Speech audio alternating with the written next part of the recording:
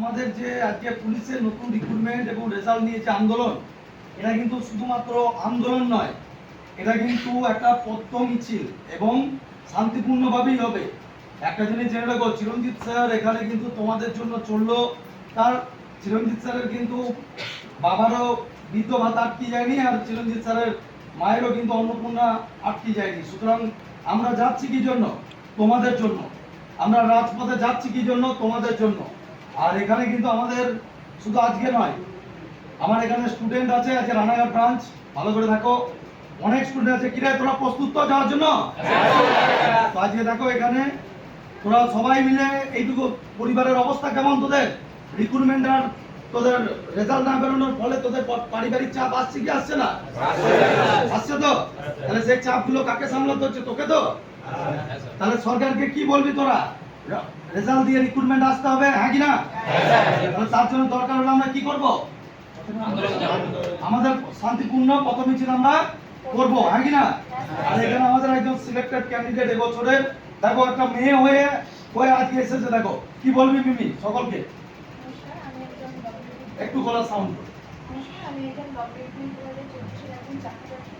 তো আমাদের এই যে ডব্লিউপি রেজাল্ট আসছে এখনো পর্যন্ত আসেনি। তো তার জন্য সবাইকে অনুরোধ করবো যে 17 তারিখে যে আমরা একটা শান্তিপূর্ণ পথ মিছিল আছে, সবাই বাড়িতে বসে না থেকে অবশ্যই এসো, অবশ্যই সেখানে যোগদান করো, কারণ আমাদের এই রেজাল্ট আমাদের এই মাসেই যাবে। এক্স্যাক্টলি তাই। দেখো তিনটে জিনিস আমি তোমাদেরকে বলে দিচ্ছি স্পষ্ট ভাষায়। যদি সরকার এ মাসের রেজাল্ট ঘোষণা না করে, তাহলে দুর্গাপুজোর পর ছাড়া তোমাদের রেজাল্ট আসবে না, প্রথম কথা। দ্বিতীয় কথা হচ্ছে যে যদি দুর্গাপুজোর পার করে যায় রেজাল্ট আসতে, তাহলে কিন্তু তোমাদের ডিসেম্বর মাসে এদের জয়েনিং হতে ডিসেম্বর জানুয়ারি, আর তারপরে কিন্তু এদের রিক্রুটমেন্ট আসতেছে ফেব্রুয়ারি মার্চ।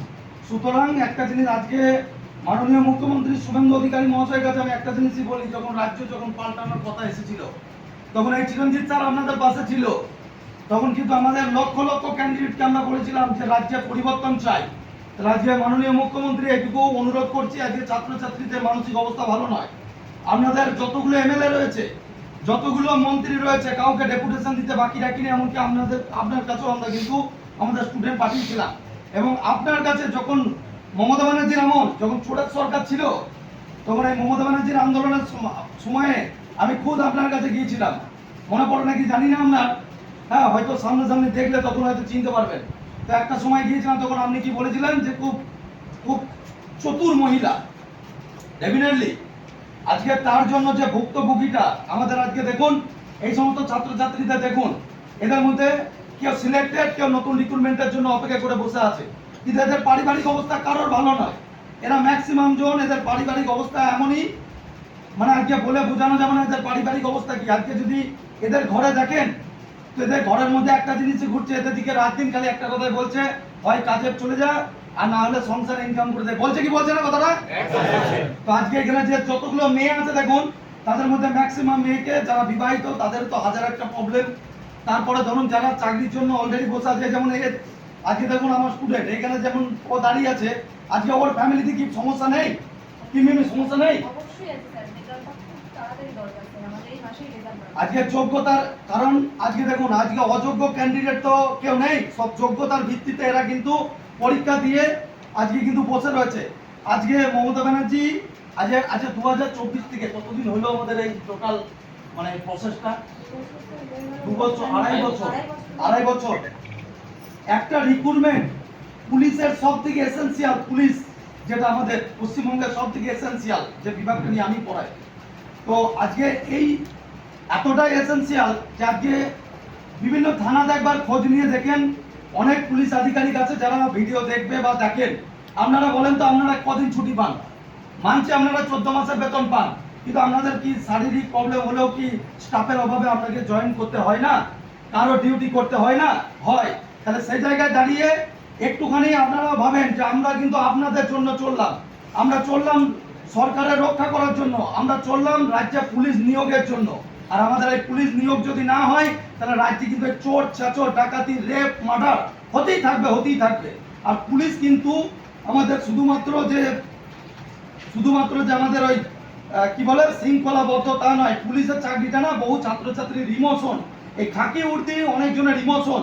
আর এই আমার মনে হয় আজকে ছাত্রছাত্রীদের জন্য আমি আপনাদের কাছে করজোরে অনুরোধ করছি, আমাদের যে 17 তারিখে যে আমরা শান্তিপূর্ণ পদমিছিল করছি, চিন্তা করবেন না এখানে কোনো সরকার বিরুদ্ধে স্লোগান বা সরকারি, আপনাদের কি দোষ? আপনারা 3 মাস এসেছেন, আপনাদেরকে তো আমরাই নিয়ে এসেছি। তাহলে আজকে 3 মাস ধরে আপনাদেরকে যখন আমি এখানে নিয়ে এসেছি, তাহলে 3 মাস পরে আপনারাই বা কতটা কি করবেন? কিন্তু এইটুকু অনুরোধ করছি, আপনাদের রেজাল্ট পাবলিশ করার ক্ষমতা রাখেন আপনারা। কিন্তু আজকে এই বিষয়টা নিয়ে কখনো মাননীয় মুখ্যমন্ত্রী দেখছি উনি বলছেন যে 14,000 পুলিশ যারা ট্রেনিং করে বসে আছে। আচ্ছা তোরা বাড়িতে বসে আছিস, তোরা ট্রেনিং করেছিস এখনো? না স্যার, আমাদের কোনো ট্রেনিং হয়নি। তাহলে ওদের এখনো ট্রেনিং হয়নি। কখনো 12,000 প্লাস 4,000 মানে 16,000-এর কথা বলছেন, মানছি। কিন্তু যে কলকাতা পুলিশের কথা বলছেন, কলকাতা পুলিশ কিভাবে পুজোর আগে জয়েনিং হবে মাননীয় মুখ্যমন্ত্রী বলছেন, আমি ওনাকে সম্মানে কি বলছি, দেখুন এতদিন আজকে 15 বছর হতে ছিল পুলিশ পড়াচ্ছি, তো ওর প্রিলিমিনারি রেজাল্ট বেরোয়নি এখনো। এরপরে মাঠ আছে, তাই তো? তারপর মেন আছে, তারপরে ইন্টারভিউ আছে, তাই তো? তারপর মেডিকেল ডিআইবি ভেরিফিকেশন, দেন জয়েনিং। তো সেটা তো আর পুজোর আগে হতে পারে না। তা আমি প্রত্যেকজন স্টুডেন্টকে বলবো আমাদের এই শান্তিপূর্ণ পদমিছিলে এটা কোনো রাজ্যের বিরুদ্ধে নয়। আর রাজ্যের বিরুদ্ধে যদি কেউ কোনো স্লোগান টানে তো আমি তাকে থাবড়ে লাল করে দেবো ওখানে। সুতরাং আমি এখানে নিজে দায়িত্ব নিয়ে বলছি যে আমরা এখানে আপনাদেরকে দেখাতে চললাম যে 21,000 পরিবার যখন একসাথে কান্না করে, তখন সেই কান্নার আওয়াজ আমাদের কোন কোন জায়গা পর্যন্ত যেতে পারে। আমাদের স্টুডেন্ট দেখুন, আজকে যখন রাজ্যকে পরিবর্তন, আমাদের স্টুডেন্টদের সাথে না, আমাদের স্টুডেন্টদের বাস দিয়ে দিয়েছে। এই আগের যে সরকার, মমতা ব্যানার্জির সরকার না, যতবার আমরা বলেছি যে আমরা মুখ্যমন্ত্রীর সাথে দেখা করব, অভিষেক ব্যানার্জির সাথে, সারা মানুষই ভাবে না আমাদেরকে। কিরে তোদের দিকে দেখা করার সময় দেখা করেছিল কারোর সাথে? এখানে স্টুডেন্ট এখানে যত আছে দেখা করেছিল? তাহলে আজকে আমরা পরিবর্তন করে আপনাদেরকে নিয়ে এসেছি। তার একটাই কারণ, আপনাদের উপরে ভরসা, আপনারা প্রতিশ্রুতি দিয়েছিলেন যে 5 বছরের ছাড় দেবো, এবং আপনারা আসার পর থেকে রিক্রুটমেন্ট অর্ডার হবে। আজকে কতদিন হলো ওনারা আসা চৌটামেট থেকে? কতদিন হলো? 3 মাস। 3 মাস পুরো, মানে এক্স্যাক্টলি ডেট কতদিন হলো? 90 দিন পার হয়েছে। 3 মাস 4 দিন। সরকার আমাদের কাছে সময় নিয়েছিল 100 দিন, আমি যতটা জানি যে আমাদের সমস্ত বিভাগটা 100 দিন লাগবে। তো একটা জিনিস জানা, চিরঞ্জিত স্যার নিজের বাবার জন্য যাচ্ছে না, মায়ের জন্য যাচ্ছে না। আমি কোনো রাজ্যের বিরুদ্ধে যাচ্ছি না, আমি কোনো কারোর জন্য যাচ্ছি না। শুধু ছাত্রদের যে কান্নাকাটি, তাদেরকে আপনারা রাস্তায় দেখুন যে যখন একসঙ্গে 21,000 পরিবার যখন রাস্তায় কাঁদবে, তখন সেই কান্নাটা আপনারা নিতে পারবেন কিনা? পাশের বাড়ি যদি কেউ মরে যায় না, যদি আমার কেউ নাও হয়, যদি আমি রাস্তায় কোনো জায়গায় যদি কোনো কেউ মারা যায়, তো সেই মরে যাওয়ার কান্না দেখে আমার চোখে জল বেরিয়ে যায়। তো সেই জায়গায় দাঁড়িয়ে, এটা আমি বলছি না, সকলে, তাহলে সেই জায়গায় দাঁড়িয়ে 21,000 পরিবার যখন কান্নাকাটি করবে, তাহলে তাদেরকে দেখে কি আপনাদের একটু মানসিকভাবে একটুখানি মনে হয় না যে সমস্ত কেস এইগুলো থেকে যত তাড়াতাড়ি ওদেরকে বার করে দিয়ে ওদের রিক্রুটমেন্টটা যাতে বেরিয়ে যায়? আর এখানে একটা মেয়ে হিসাবে দেখুন, ও কিন্তু যেতে প্রস্তুত। তাই মেয়েরা বলছি, আজকে দেখো এই মিমির মতো 1001 ক্যান্ডিডেট রয়েছে, ওদের টোটাল ক্যান্ডিডেট কতজন আছে? মেয়েদের 3,500, মেয়েরা 3,000 প্লাস রয়েছে। তোমাদের কাছে আমি আশা রাখছি যে তোমরা আমার কথা শুনবে। আমি বা নিজের জন্য যাচ্ছি না। দিনের শেষে যদি আজকে রেজাল্ট বেরিয়ে যায়, তোমাদের পরিবারের এই হাসি কিন্তু ফুটবে। আর তার সাথে নতুন রিক্রুটমেন্ট বেরোলে আবার হয়তো মাননীয় মুখ্যমন্ত্রী তো বলেই দিয়েছেন যে 20,000 নতুন রিক্রুটমেন্ট বেরোবে, বলেছে কি বলে নাই? 20,000 নতুন রিক্রুটমেন্ট। তাহলে সেই 20,000 যদি নতুন রিক্রুটমেন্ট আমাদের বেরোয়, তাহলে 20,000 পরিবারের আবার একটা করে কর্মসংস্থান পাবে, তারা বেঁচে থাকার একটা আনন্দ পাবে। তো আমি অনুরোধ করছি প্রত্যেকজনকে বলছি, আমাদের এই শান্তিপূর্ণ মিছিলে কিন্তু অবশ্যই আসবে শিয়ালদা থেকে ধর্মতলা, তাই তো? শিয়ালদা থেকে ধর্মতলা পুলিশ পারমিশন আমরা করিয়ে নিয়েছি। আমাদের যে টিচাররা, যে টিম আছে, আর বাকি আমি বেশ কিছু টিচারকে বলছি, বসে বসে ইভেন্ট করলে হবে না। স্টুডেন্টদেরকে নিয়ে 1 মিলিয়ন 1.5 মিলিয়ন সাবস্ক্রাইবার নিয়ে বসে বসে ইভেন্ট করছেন, লজ্জা লাগে না? একবার ছাত্রছাত্রীদের মানসিক অবস্থাটা দেখে একবার মনে হয় না যে রাস্তায় নামি কি ভিআইপি? আমি জানি না পুলিশ রিক্রুটমেন্টের সম্বন্ধে একটা কথা মুখ দিয়ে বেরিয়েছে কোনদিন, হ্যাঁ, বসে বসে ওই কি বলে, মানে ফালতু ডায়লগ। 5,000 সিলেকশন, যার সারা 500 সিলেকশন থাকবে তার না বুকের ভিতরে দেখুন 1600 সিলেকশন পাইয়েছি, তাতেই আমার বুকের ভিতর কেটে যাচ্ছে। আজকে 17 এইটা নিয়ে 18 নম্বর আন্দোলন হবে। তো আজকে 18 নম্বর যে শান্তিপূর্ণ, কারণ এইটা রাজ্য সরকারের বিরুদ্ধে নয়। তো আমাদের রাজ্য সরকারকে অনুরোধ করতে চললাম রাস্তায় দাঁড়িয়ে যে আমাদের রেজাল্ট চাই, আমাদের ইমিডিয়েট রেজাল্ট করে দিন। রেজাল্ট না দিলে আমাদের ছাত্রছাত্রীর এর পরবর্তীতে কিন্তু অনেক রকম, আপনারা জানেন না, অনেক ছাত্রছাত্রী আমাদেরকে বলে যে স্যার আর বাঁচতে পারছি না, স্যার বাড়ি থেকে তাড়িয়ে দিচ্ছে। আরে এই কারণে শুধু এটা না, অনেকজন তো এটা বলতে চায় না, অনেকজন ব্রেকআপ হয়ে যাচ্ছে এই কারণে, বেকারত্ব কারণ, বেকারত্ব কারণ, ইয়াস বেকারত্ব কারণ। তো আজকে এই বিষয়গুলো এর পরেও যদি সরকার আমাদের আন্দোলনকে যদি শান্তশিষ্টভাবে দেখার পরেও যদি সরকার যদি এইগুলো যদি না দেখেন, আপনারা বলছি 21 তারিখে যত আমাদের বিজেপির আমাদের যত মাননীয় মন্ত্রী রয়েছেন প্রত্যেকজন ভিডিও দেখবেন, চিরঞ্জিত স্যারের চ্যানেল থেকে নাইতে দেখতে পারেন, রিপাবলিক বাংলায় দেখবেন, এবিপি নিউজে দেখবেন, নিউজ 18 বাংলায় দেখবেন, টিভি 9 বাংলায় দেখবেন, যত চ্যানেল আছে সব জায়গায় দেখবেন যে ছাত্রছাত্রী কান্না কাকে বলে।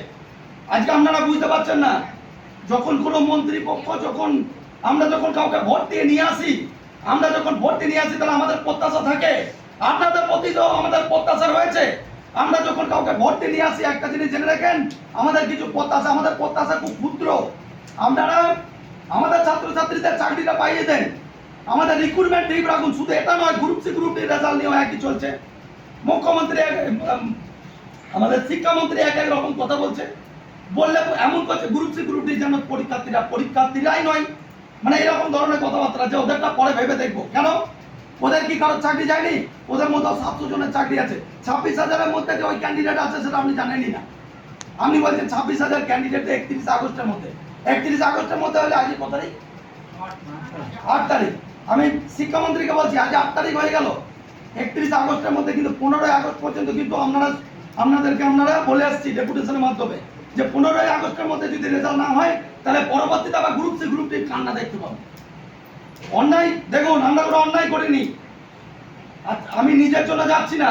আপনি ভাবেন তো, এই যে ছোট ছোট ছেলে মেয়েরা, এদের প্রত্যেকজনের কিন্তু জীবনে এক একটা স্বপ্ন আছে, কেউ পুলিশ হবে, কেউ সরকারি আধিকারিক হবে। তাহলে আজকে ভাবেন, তাহলে এই যে ধরুন আজকে যদি রেজাল্ট না বেরোয়, আজকে রাজ্যে কোনো রিক্রুটমেন্ট না বেরোয়, তাহলে মমতা ব্যানার্জির আমলে তো একই চলছিল। তারা 15 বছর ধরে সেন্টিমেন্ট নিয়ে খেলেছে, তাও 15 বছরে 18-19 মনে নিয়োগ করেছিল, 18-19-20 থেকে ডিলেমি শুরু। তাহলে আজকে কারণ বাধ্যতামূলক ছিল হাইকোর্ট, তাই তো হাইকোর্ট বলেছিল যে রিক্রুটমেন্টটা করতেই হবে। তো আমি মাননীয় মুখ্যমন্ত্রীকে এটুকুই বলবো, 17 তারিখের আমাদের যে শান্তিপূর্ণ পদমিছিল সেটা দেখবেন, খারাপ ভাববেন না এই ভাইটাকে। আমরা খারাপ নয়, আমরা বিরুদ্ধে নই, আমরা একমাত্র যে আপনাকে লক্ষ লক্ষ ভোট পাওয়াতে সাহায্য করেছি। একবার ভেবে দেখেন, আমাদের পিছনে আপনারা হয়তো আমাকে দেখছেন বা এখানে একটা মেয়েকে দেখছেন বা এখানে এই কটা স্টুডেন্টকে দেখছেন, কিন্তু একটু জেনে রাখেন আমাদের পেছনে কয়েক লক্ষ স্টুডেন্ট দাঁড়িয়ে আছে, তার গার্জেন, তার পরিবার। যদি 13 লক্ষ স্টুডেন্ট বলি, 52 লক্ষ ভোটের ব্যাপার। তো আজকে 52 লক্ষ ভোট কিন্তু আমরাও কিন্তু করিয়েছি আজকে। আর বাকি শিক্ষক সমাজকে বলবো, কিসের এত ভয়, কিসের এত ভয় আপনাদের? কোর্স লঞ্চ করার সময় একটু বুকে বাঁধে না যে আজকে পুলিশ রিক্রুটমেন্ট নিয়ে পড়েই খাচ্ছি, তাহলে ছাত্রছাত্রীদের রিক্রুটমেন্ট না বেরোলে কি কলা করে পড়াবেন? প্রত্যেকজনকে আন্দোলন দেখতে চাই। আর যদি এর পরবর্তীতে কোনো শিক্ষক সমাজ যদি আন্দোলনে না আসে, তারপরে কোর্স লঞ্চ করেছেন, তো আমার থেকে খারাপ কেউ হবে না। এমন কাউন্টার ভিডিও বানাবো, নিতে পারবেন না, কেস করবেন করেন। ওইসব চিরঞ্জিত মন্ডল ওইসব কেসে ভয় পায় না, বোঝা গেল? শিক্ষক সমাজকে বলে দিলাম, প্রত্যেকজনকে আমি যেন এখানে রাস্তায় দেখি। যারা এখনো পর্যন্ত আমাদের সাথে মিটিং হয়েছে, আমাদের কয়েকজন শিক্ষকই ছিলেন, তাহলে আমরা কয়েকজন শিক্ষককে পড়াইলাম পশ্চিমবঙ্গে। আচ্ছা, তোদের কাছে জানতে চাই, পশ্চিমবঙ্গে কত হাজার মোটামুটি শিক্ষক থাকতে পারে পুলিশ কোচিং? আইডিয়া তোদের কাছে জানতে চাই, কত হাজার থাকতে পারে? 5,000? 5,000-এর বেশি হবে, 5,000-এর কম নয়, তাই তো? তাহলে 5,000 যদি শিক্ষক এগিয়ে আসে, তাদের যদি স্টুডেন্টরা এগিয়ে আসে, তাহলে কেন এগুলো হবে?